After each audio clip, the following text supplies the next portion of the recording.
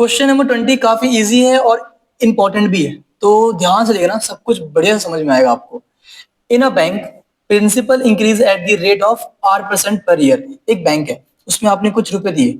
जब आप रुपए देते हो ना तो उसे बोलते हैं प्रिंसिपल अमाउंट। क्या बोलते हैं? Principal amount. तो वो जो अमाउंट आपने दिया वो R% से इंक्रीज हो रहा है, मतलब उस पर आपको ब्याज मिल रहा है। जो भी आपने अमाउंट दिया हो उस पर क्या मिल रहा है? आपको ब्याज मिल रहा है। ठीक है, हर साल क्या मिल रहा है? ब्याज मिल रहा है। फिर कहा गया है find the value of R। तो बताना है किस दर से ब्याज मिल रहा है आपको, किस परसेंट से ब्याज मिल रहा है। ठीक है, वो आर क्या है? आर क्या है? जो R% से आपको ब्याज मिल रहा था, तो ये आर की वैल्यू फाइंड करनी है। और कंडीशंस दी गई हैं आपको ताकि आप आर की वैल्यू फाइंड कर सको। कंडीशन क्या है कि अगर आपने 100 रुपए डबल कर लिए 10 साल में, 100 रुपए डबल कर लिए, तो आपने रुपए कितने दिए? आपने रुपए दिए थे 100। तो अमाउंट को ए से लिख लो, या यहाँ पे प्रिंसिपल अमाउंट की बात हो रही है तो पी से लिख लो। ठीक है, ए लिख लो या पी लिख लो। कितना है? 100 रुपए। ठीक है, 100 रुपए आपने दिए और कितने टाइम बाद वो डबल हुआ? If ₹100 double it self in 10 years. 10 साल बाद क्या हुआ कि जो रुपए था आपका वो डबल हो गया। तो टाइम कितना लगा? 10 साल लगा। और अमाउंट कितना हो गया? अब प्रिंसिपल अमाउंट हो गया हमारा 100 का डबल कितना होता है? 200। तो हमें क्या गिवन है? हमें दो कंडीशन गिवन है। ठीक है, एक जब टाइम जीरो था तब अमाउंट कितना था, और जब टाइम टी था 10 था तब अमाउंट कितना हो गया। तो हमें दो कंडीशंस गिवन है।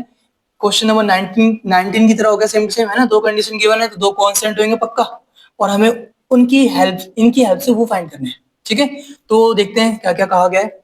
हमें कहा गया है कि, फिर से पढ़ते हैं, in a bank principal amount increase at the rate of R%।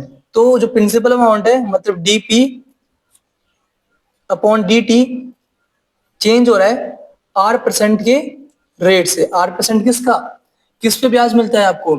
आपको ब्याज मिलता है जो आपने अमाउंट दिया हो, तो R% of principal amount P।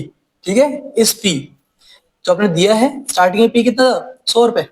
ठीक है, तो DP upon DT is equal to R% of P। देखो ये लिखा हुआ है, साफ साफ देख लो आप। Principal amount increase at the rate of R%। तो प्रिंसिपल अमाउंट है DP अपॉन DT इंक्रीज हो रहा है किस पे? R% पे।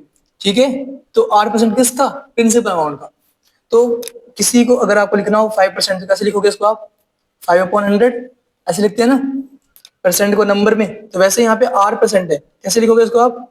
DP upon DT equal R/100 of P, मतलब इंटू P। तो हमें पता है करना क्या होता है इसके बाद। एक साइड यहाँ पे P और T वेरिएबल्स है, मतलब R कांस्टेंट है और 100 भी कांस्टेंट है ना। तो एक साइड P कर लो, तो यहाँ पे 1 में P आ गया, और DP इक्वल टू DT इधर ले आओ, R/100 DT। ओके, ये कुछ खास तो हमने किया नहीं है, और जल्दी से इसे सॉल्व कर लो। इंटीग्रेटिंग बोथ साइड, तो क्या मिलने वाला है? 1/P का इंटीग्रेशन क्या होता है? Log mod P equal R/100 तो कांस्टेंट है, बाहर लिख लो। फिर बचा क्या है यहाँ पे? इंटीग्रेशन ऑफ 1 dt क्या होता है? T होता है, प्लस एक कांस्टेंट वैल्यू करनी होती है हमें, तो प्लस कांस्टेंट वैल्यू C कर लो एक। अब क्या करना है इसके बाद? हमें इसके बाद हमें ये यूज करना है ताकि हम दोनों चीजें फाइंड कर सकें। क्या क्या फाइंड करना है हमें? एक तो ये R फाइंड करना है, और ये कांस्टेंट वैल्यू फाइंड करना है। ठीक है, तो पहले हम क्या करेंगे? पहले हम T की वैल्यू 0 पे और P की वैल्यू 100 पे इसकी वैल्यू फाइंड करेंगे। तो लिख दो यहाँ पे when T is equal to 0 and P is equal to 100। तो बताओ क्या वैल्यू मिलेगी? अगर आप T की वैल्यू 0 पुट करोगे तो यहाँ पे 0 इंटू ये 0 होने वाला है, और P की वैल्यू क्या है? 100। तो यहाँ पे क्या आ गया? लॉग 100 इक्वल ये 0 हो गया, मतलब 0 प्लस C। ठीक है, तो हमें C की वैल्यू क्या मिली? C equal log 100। ओके, ये सिंपल सी बातें थी, कुछ हमने खास तो इसमें किया नहीं है। इसके बाद क्या करना है हमें? हमने ये पॉइंट तो पुट कर लिया, अब ये वाला भी पुट कर लेते हैं ताकि हमें बाकी चीजें जो चाहिए थी वो मिल जाए। तो ये C की वैल्यू वापस से इसमें पुट कर दो, तो हमें क्या मिलने वाला है? हेंस लॉग मोड P की वैल्यू क्या मिलने वाली है? R/100। ठीक है, इंटू T प्लस C क्या है हमारे पास? लॉग 100। ओके, सिंपल सी बातें हैं ये। अब इसमें क्या करोगे आप? वापस से वैल्यू जो दे रखी थी वो पुट कर लो। व्हेन जब T की वैल्यू 10 हुई और P की वैल्यू 200 हुई, तब कितनी होगी अमाउंट? मतलब इसकी वैल्यू क्या होगी, निकालो। अब पी की वैल्यू कितनी है, 200, तो लॉग 200, देखो मोड यहाँ पे है ना, अब 200 के ऊपर मोड लगाना ना लगाना बराबर होता है, क्योंकि 200 पॉजिटिव वैल्यू है, ठीक है, मोड मत लगाओ। इक्वल टू आर की वैल्यू क्या है हमें पता नहीं, यही तो निकालना है, आर अपॉन 100। अच्छा, इसके बाद टी की वैल्यू क्या है, टी हमारे पास 10 है, तो इनटू में 10 प्लस लॉग 100, ठीक है, लॉग 100, ठीक है। हमने क्या किया है, p की वैल्यू 200 पुट कर दी और t की वैल्यू 10 पुट कर दी हमने, और कुछ नहीं किया। तो ये सॉल्व करो जल्दी से। तो कुछ कैंसिल हो रहा है क्या, हो रहा है, जीरो से जीरो कैंसिल हो गया।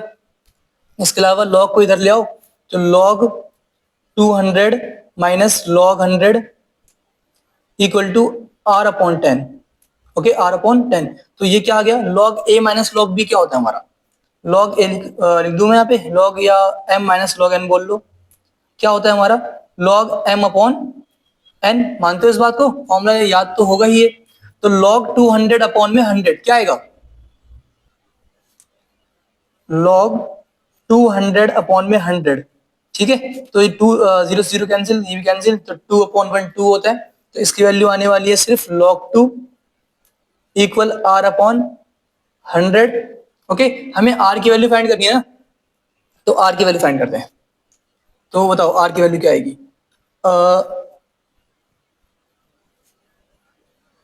आर इक्वल, इसको इधर मल्टीप्लाई कर दो, log 2 इंटू 100, और हमें log 2 की वैल्यू दे रखी है 0.6391, ठीक है। तो यहाँ पे क्या मिल गया हमें, r इक्वल 0.6391 इंटू 100, मतलब निकाल लो वैल्यू इसको। तो यहाँ पे दो जीरो है, तो दो नंबर आगे लिख दो, तो ये आ गया 6 अपॉन 100, नहीं था यहाँ पे, 10 है, ठीक है। यहाँ पे ये जीरो हटा दो, यहाँ आर अपॉन 10 था, तो ये हटा दो, तो 10 से करो मल्टीप्लाई, तो ये एक पॉइंट के बाद वाला नंबर आगे लिख दो, तो 391, 6.391। और रेट की बात हो रही है, तो रेट परसेंट में होता है, तो यहाँ पे परसेंट लगा दो, ठीक है। ये हमारा आंसर आ गया। ओके, बस इतना ही करना था, ठीक है।